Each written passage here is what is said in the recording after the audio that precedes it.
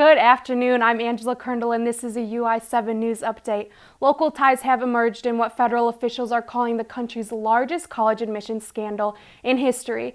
The News Gazette reports that First Busey board member is among those charged in the scandal. Elizabeth Kimmel was one of 50 people charged by prosecutors Tuesday. She allegedly used her family's charity to bribe the tennis coach at Georgetown to help her daughter get admitted in 2013. Lisa Maselli, the director of college counseling at the University of Illinois Laboratory High School in Urbana, commented on WBUR's Here and Now. She says Rick Singer, the man behind the scheme, even seeped his way into central Illinois. She says she saw Singer speaking to families 4 years ago in Champaign, Urbana, and was basically preying on families' fears. And now for some less dramatic local news, the Champaign City Council elections are fast approaching. The 8 candidates for the 3 at-large seats gathered at the Springer Cultural Center in downtown Champaign this week to chat with local residents.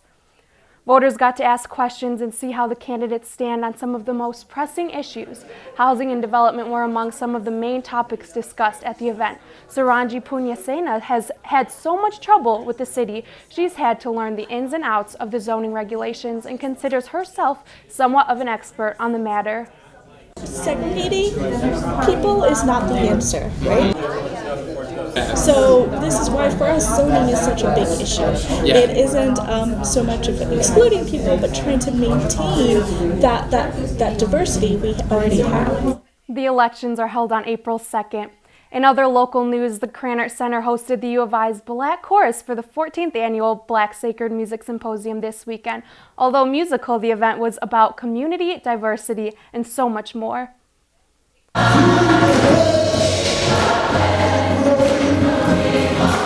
The Black Chorus has been preparing for the symposium for months. Michaela Odom is the president of the Black Choir. She says being a part of Black Choir has meant a lot to her over the past 4 years.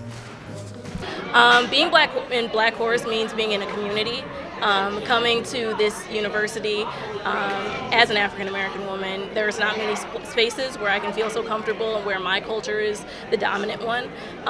Danville Alderman R.J. Davis says he's a friend of the symposium's founder and director, Dr. Ollie Watts Davis, and has been coming to her shows for years. He says it's wonderful how diverse both the choir and audience was. And the other thing that's very impressive to me is the diversity of it. It's quite diverse. Yes, some of the leading singers today, wasn't just African Americans. Odom says she also sees value in the diversity of the program.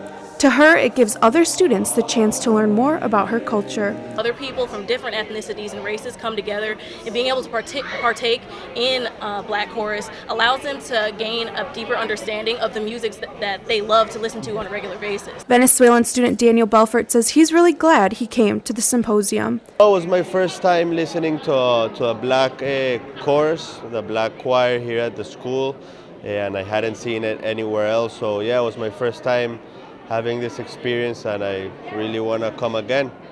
The Black Chorus's next concert is their annual Mom's Day show on Saturday, April 6th.